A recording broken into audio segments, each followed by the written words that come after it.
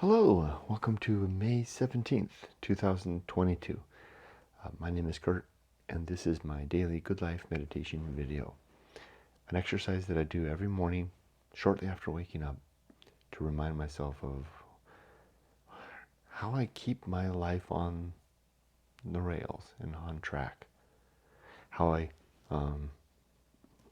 try to make each day worthwhile so that I can be prepared to make a good an accounting of myself should I suddenly be at death's door and have little to regret,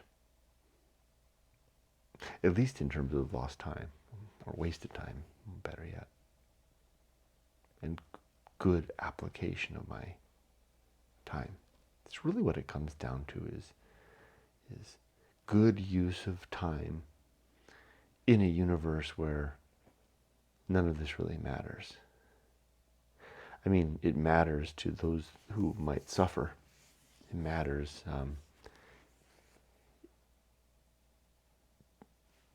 down the road if, again, I can live a life that doesn't leave suffering in its wake for the ones who will follow. So that matters insofar as we value not suffering. But does the universe give a damn about suffering? I'm of the strong opinion that it does not, nor is it even capable of giving a damn. So yeah, it may be futile in that regard. And I am a nihilist for sure. But I try to be an optimistic nihilist. I try to be a purposeful nihilist. Yeah, that's me. Purposeful nihilist.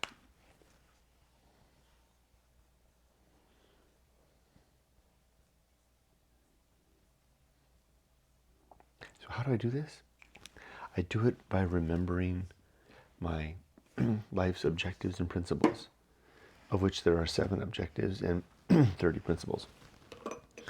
I do this by thinking about how I did applying these to the challenges and opportunities of the last 24 hours, and then to look forward to the next 24 hours and plan ahead. It's like coming up for air, in a swimming below the surface of a pool.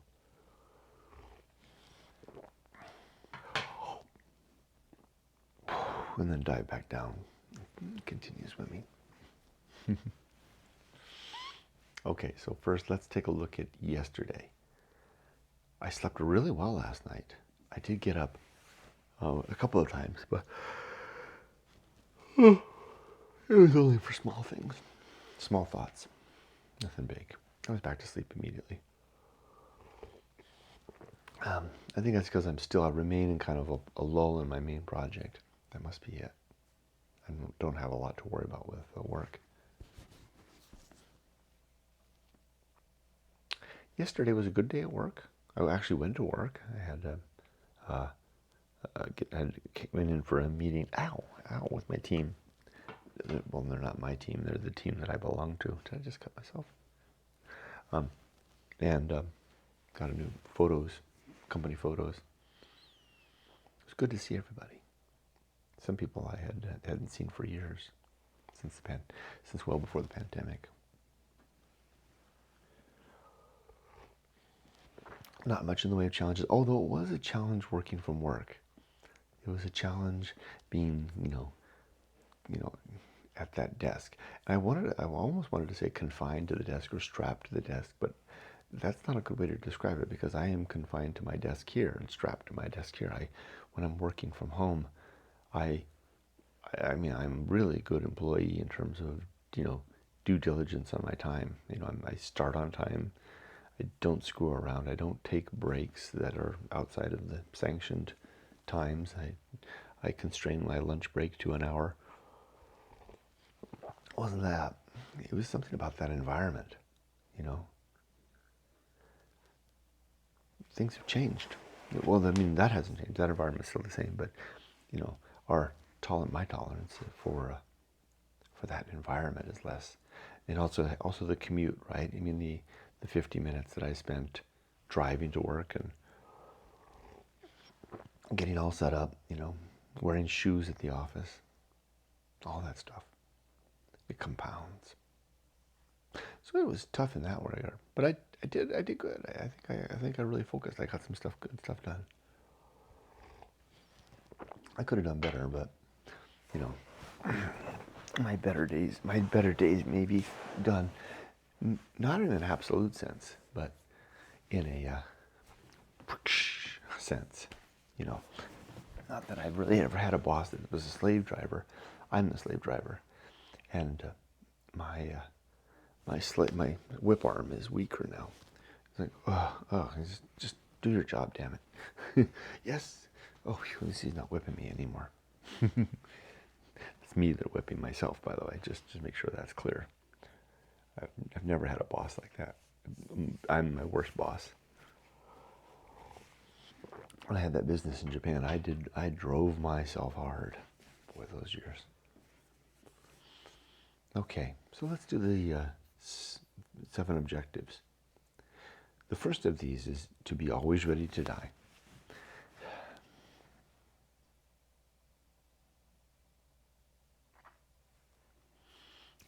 I wonder when the day will come that I'll get my prognosis of death, if ever. Maybe death will be more of a creeping thing or an ambush thing. But if there is a prognosis and I've got time to think about it, how will I respond? I mean, I feel pretty at ease at the idea now, even ready for it in a way.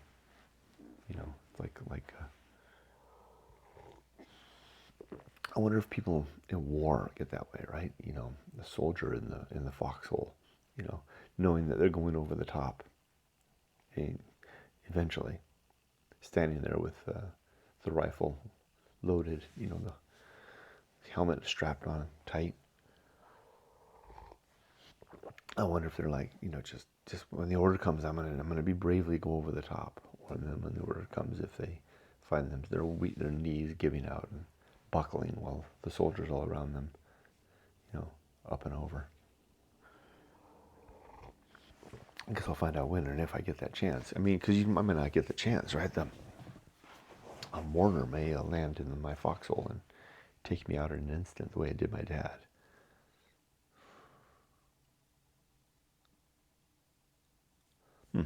But that's the goal of this objective, is to be ready to go. So that if the mortar comes and takes me out, at least I left my affairs in order, my relationships in order, and my life's work in order. That's the objective there. And if I am told that I'm going over the foxhole in 2 minutes, that I won't cower in the mud, but will scramble and go. With courage and resolve. Courage and resolve to what? To oblivion? It's not like, it's not like that. It's not. I guess it's facing down the inevitable well, like Seneca, the elder, or the younger. Seneca the younger, the philosopher, when Nero sent word for him to commit suicide, Seneca just complied, got the bath ready, got the knife, assembled his friends, and did the deed. His life was in readiness at all times. That's how I'd like to be, ready to go, prepared even to do the deed should it come to that. Had an interesting talk with Yumiko the other day. Remember I told you yesterday about Helen and Sunshine, the woman and the old woman and the dog I met at the dog park, and her husband's suicide, and how she said that she's ready to go. She's not going to commit suicide though. She's just ready for the Reaper.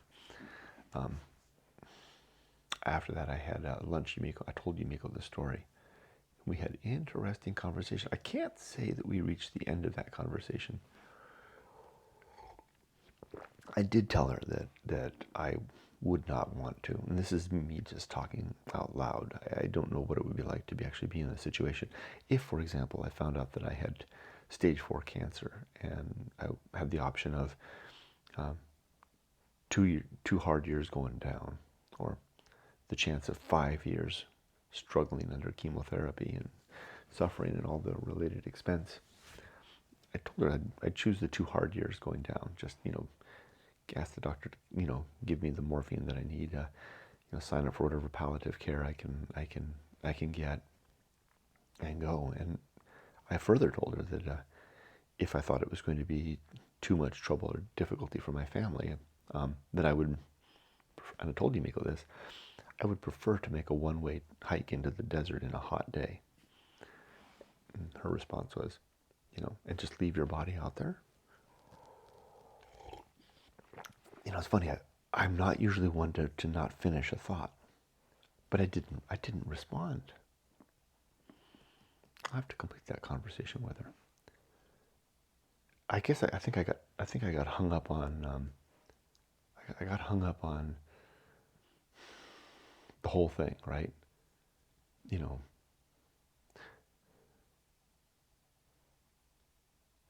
In my fantasy version, I go into the desert and disappear. There's and nobody even knows where I went. Well, now they'll know, because I've announced my plan. I mean, it's not a plan that I have. In fact, I'm healthy. But if I was sick, terminally sick, and things were going to be hard for my family, then I'd like to think I could do that. But what of that? Emily's not a kid. I think I could even talk to her about it beforehand. I don't know. I need to work on that. I was interested in Yumiko's clarity. I get the impression that she would like to hang on. We'll have to continue that conversation. I always like talking those topics with Yumiko. She always has interesting observations. I'm interested in how we didn't get too far with it. I think it was because of me. I got nervous. Okay, that was the first objective. Let's get going. Always be ready to die. Excuse me. The next one is to make good and effective use of time. 3 is to develop and maintain good and sound life principles. Number 4 is to cultivate good emotional reactions. 5 is to perform good actions. 6 is to recognize my true limits and my true opportunities. And 7 is to always do everything slowly and deliberately, and never to multitask. Okay, so how do I achieve these 7 objectives? I do so by applying the following 30 principles. And one of the important things about enumerating these and thinking about them every day is that it makes them present for in my mind. They're there immediately when I need them, and it really does work that way. If I didn't do this every day, and if I didn't do a good job of it, then I would have to search for these things in the moment, and they might not be there. The moment may pass, and I may manage the moment less poorly than I might otherwise. The first principle is called the principle of war. To fight against what I think is true, and to fight against what you tell me is true, if it seems important. Mundane claims are fine. I won't fight with those. Important claims, big claims, that's going to require some proof, namely on my own behalf. 2, the principle of reason and the sub-principles of honesty, objectivity, and doubt, which are how I achieve that result of the war against perceived truth. The third principle is called the Homunculus. I don't believe that we have a soul. I don't believe there's any gods. I believe that after we're dead, we're gone forever. And as a result, this consciousness that seems to reside in our head is all we've got in terms of any treasured self, treasured self. It's curious that I chose to apply that word treasured. I guess we do treasure our lives, right? Since it's all we've got, until we stop treasuring it. And then, even if we do decide to take ourselves out, like Helen's husband did, and like I was alluding to earlier, if I was to be very sick, it doesn't mean that the life was not treasured. It just means that it was a convenient time to go. A timely exit, and escape even. Escape, because is it a sin to escape from suffering? Without taking others out in the process? No, I don't think so. It's no great crime to scuttle a sinking ship to get her to the bottom faster, if rather than have this ship creak and groan. That example kind of falls short because the ship can't feel any pain, but you get my impression, my idea, right? Okay, so the third principle is the homunculus, the suggestion that we have our consciousness, but that's all we get. Number 4 is called the Anchorhold. I get that from the old anchorites that used to, in Europe, that used to attach themselves to a church in the Middle Ages, wall themselves into a little shelter with a little hole into the inner sanctum of the church called a squint. So they could look through the squint and watch the service, and people could pass in food and they could pass out their waste, and they lived their lives trapped in there. That's how I see our consciousness, trapped inside our head, squinting out through our eyes and listening through our ears and our other 3 senses. Trapped, going down with that old ship. Next is the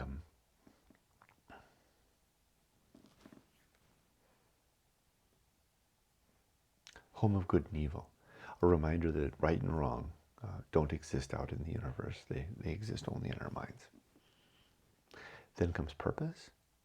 My 3 purposes in life are to, 1, be a good father and husband, to raise my daughter, particularly to adulthood, to make her a good member of society, going out there, make someone who has good values and can make a good life.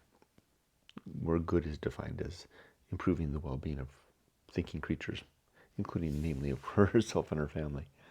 2 is to be that person myself, that virtuous human being. And then lastly is to share the message and the story of Going Alone, my book. So in this story I talk about going deep into the wilderness, discovering that we're alone, there is no God, and then reconciling that, and what the hell are we going to do with that fact? What am I going to do with that fact? That's when I came up with the Good Life Creed, these 7 objectives and principles to create a purposeful life, a meaningful life in a universe without an apparent meaning. Available on Amazon and at goingalone.org for a signed copy. Next comes the atomic principle. Everything is made of bits and pieces, flowing and changing and forever transforming, including you and me. Then the principle of nature. Everything has some particular nature, including you and me. And it's helpful to recognize what that is and to live in accordance with that. And if the nature is destructive or bad, then we can avoid that thing, or maybe work to mitigate its damage in some way. The principle of nature really helps at work when I can recognize the nature of individuals and teams and organizations and institutions and processes, and better operate in those to help get my job done better. Next comes the pirate ride. The suggestion that free will is not real. That so we can make any choice we want. Every choice that we wind up making in the end could only have been that choice. This is because there's so many things around us that have a say, a share in the decisions that we make, that are the fact of the decision, the left or right or up or down or yes or no, is a consequence of nudgings of all sorts. So the result is that we're not really making the decision. We're just We're just the vehicle by which the decision is manifest, made happen. I can't prove this, but I'm quite convinced it's true. Okay, next comes maturity and the sub-principles of wisdom and fortitude. How a better way to get by to avoid repeating our mistakes and to further our successes. Next comes the social principle. We are social creatures. We need each other. We don't do so good alone for very long. Even though I say going alone, the punchline is that you got to come back. Next comes public speaking. The idea to be very careful and deliberate in my communications. To use few words, carefully chosen words and deliberate words. Like at lunch yesterday with my coworkers, I was very careful to hold my tongue unless something was directly asked of me or I ever had something very pertinent to say. Whereas in years past, I would have filled the void with what I thought was wit and innuendo. I now, settle into the silence. Let others speak. Add a little bit where appropriate, or none at all.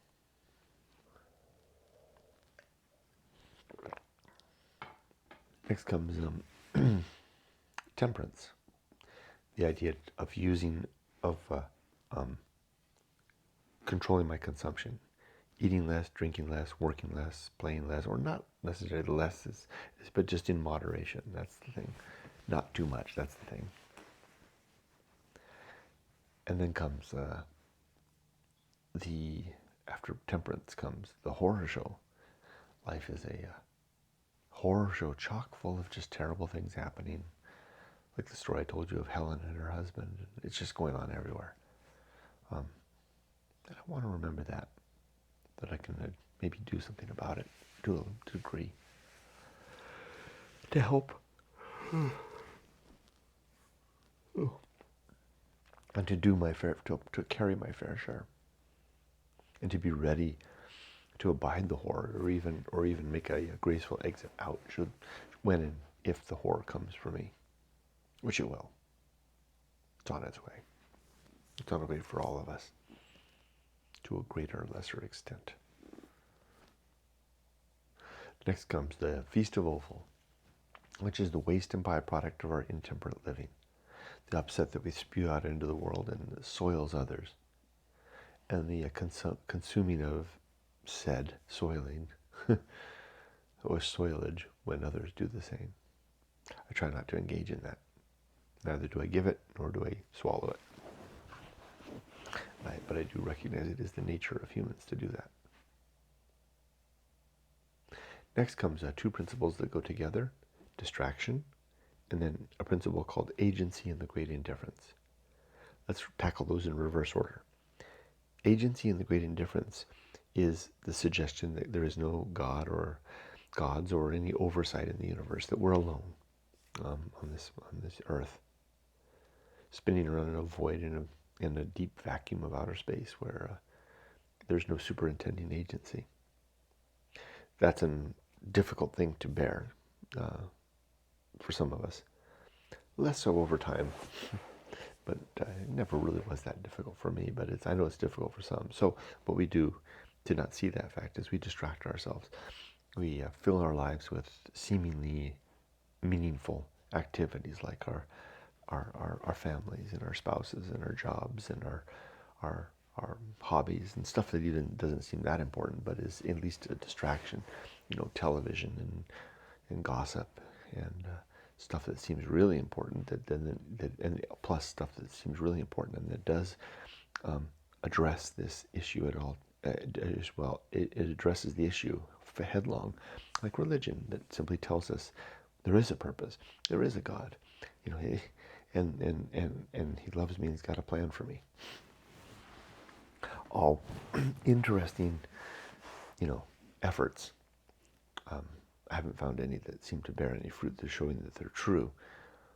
At least for no good evidence that that's the case. Mostly just wishful thinking,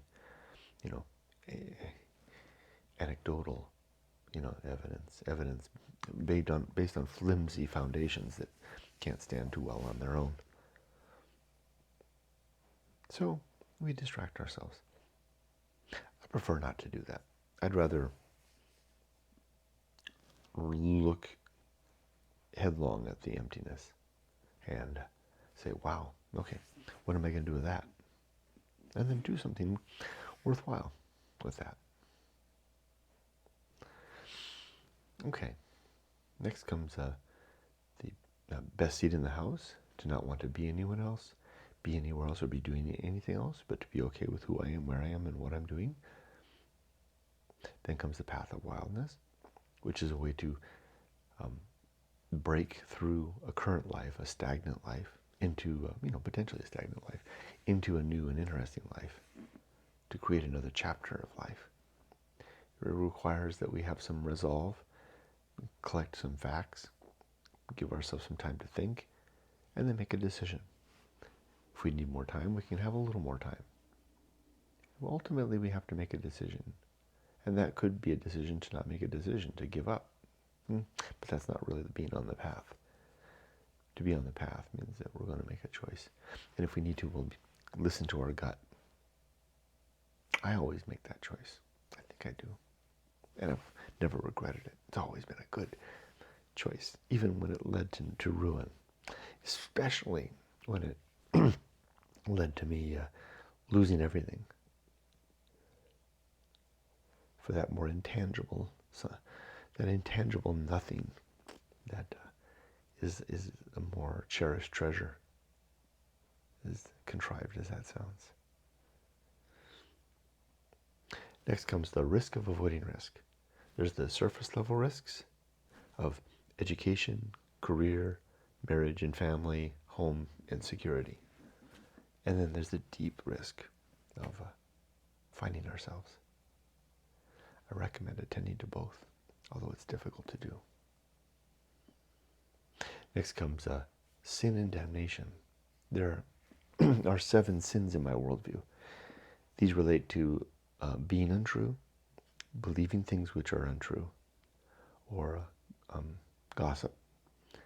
I enumerate them as falsity, credulity, faith, superstition, dogma, authority, and gossip.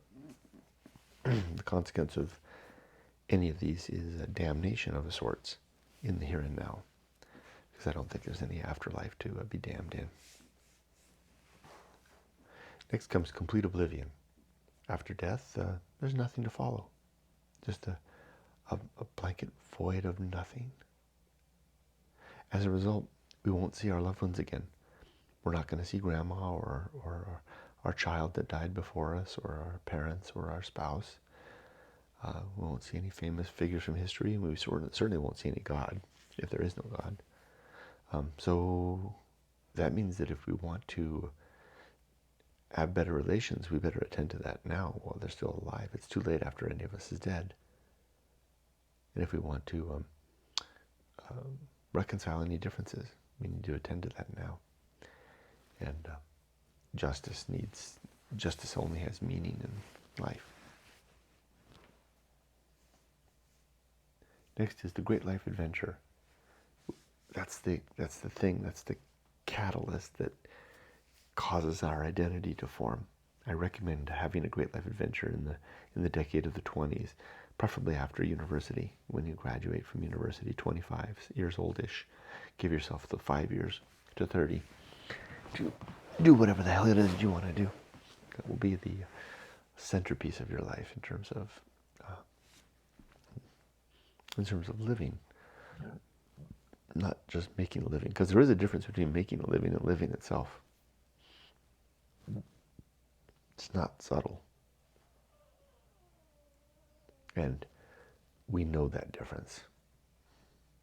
We can make a living all of our lives and make a good living, but we'll feel something's missing. But if we live well, even if we didn't make a living very well,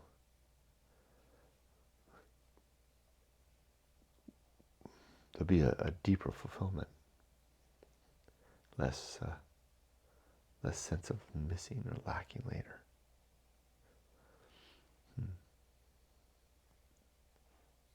Next comes the season of philosophy, which is a time to record what we've learned along the way. Keep the journal open. Write down the words when the muse speaks, because the muse has a way of moving on. Next comes the bullseye aim, a reminder that we usually don't hit the mark, we usually miss. And that's okay. That's just the way the universe is. 100% is a rough thing to achieve, very often or very well, or for very long. Next comes the uphill climb. Life is a steady uphill trudge. Up, up, up, not stopping to dig into the side of the mountain, but keep trudging through the cold and the heat and the thinning air. You know, the stars are getting, the reward is the starlight, you know, and the cool evening nights and the great vista from the high altitudes. Some people won't want to climb, they'll dig in early. And that's fine too. We may not relate though. Next comes the suggestion that nothing is enough. Just a reminder to, when I have a chance to adjust my possessions, I should adjust down. Work to get rid of the stuff. I'm better off with less. And then finally, the principle of fun. A reminder to have a good time now, and to enjoy the anticipation of good times to come, life to come, and the remembrance back of the good times we've had. Enjoy life. In the end, a happy time is maybe the best treasure we can have, as long as it's a wholesome happiness, right? Not gained at the expense of others, or at least not the undue expense of others. Okay, at that, well, I'm done with the Good Life Creed. Let's do the forecast for today. It's a full day of work. It's a Tuesday. The dogs are upset. I have a good lot of work to do. I have a lot of meetings, and I'm ready to do it. So I'll get up now. I'll start this video uploading. I'll read the Bible. I think I'm on Isaiah 43, 44, something like that. Feed the dogs, feed myself, change into my work clothes, and get started. I wish you the best. Be safe, but not too safe.